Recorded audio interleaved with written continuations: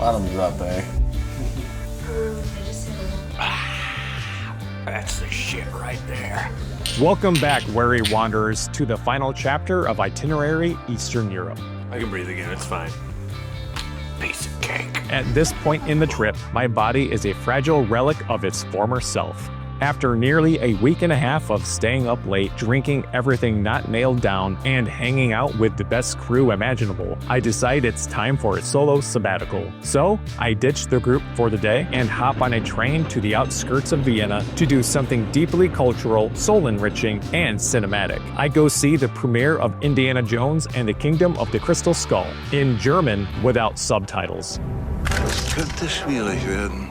Jedenfalls schwieriger als früher.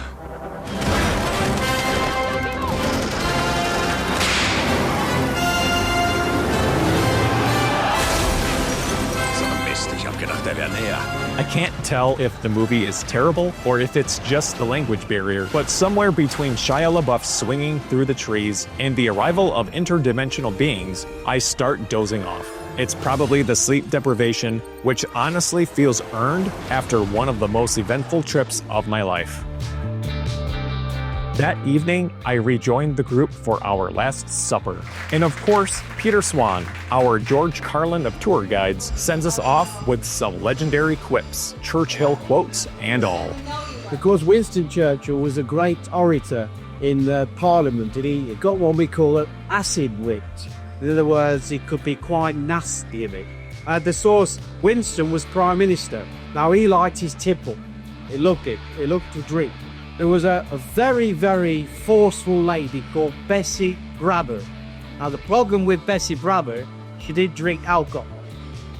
So there she is in the party, frowning at everybody because they were drinking. She turned around to Winston Churchill and said, "Winston, you're drunk."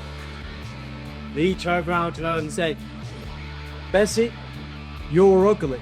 And in the morning, I'll be sober and you'll still be ugly." After dinner, we descend on the heart of Vienna for one last night on the town.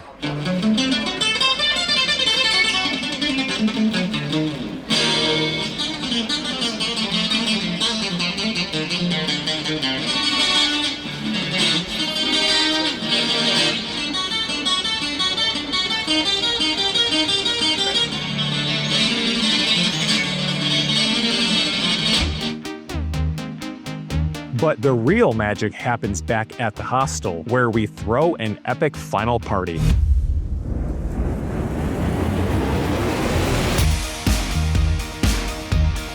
I'm a little intoxicated, I'm not gonna lie. What did I miss? Laughter echoes through the halls, liquor flows like the Danube, and Pilates ensues that would make today's fitness influencers flush with jealousy. Seriously, do 3 Pilates push-ups. Seriously, I'll show you. 1/2. One and a third. You got, yeah. Okay, almost 2. Good job. Okay, I'm gonna do 1 push-up. I can't do it. Honestly, he's just jealous because I'm cool and he's not.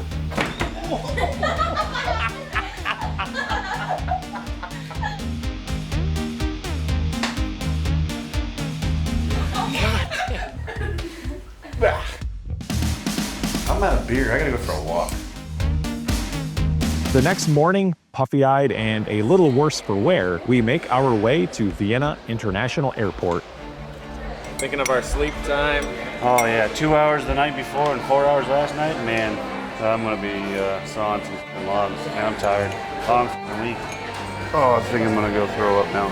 Here we are back where we started, ready to board the plane and get back home. So, Godspeed, eh?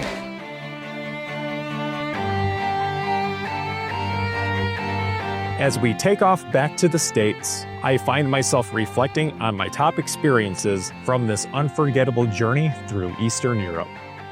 In the Czech Republic, delving into Prague's legendary beer culture, especially at historic spots like Ufleku, felt like sipping history by the pint.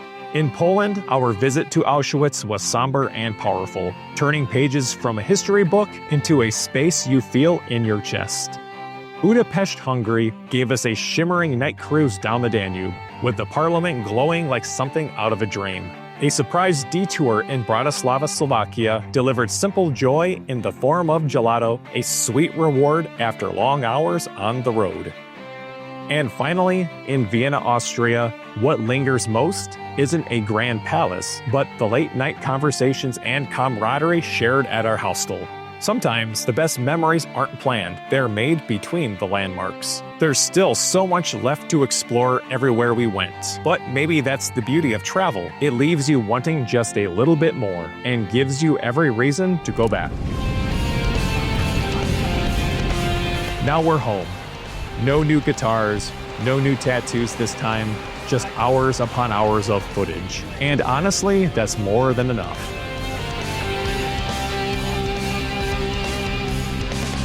And with that, Itinerary Eastern Europe comes to a close. If you've been along for the ride since day one, thank you. Got my cover.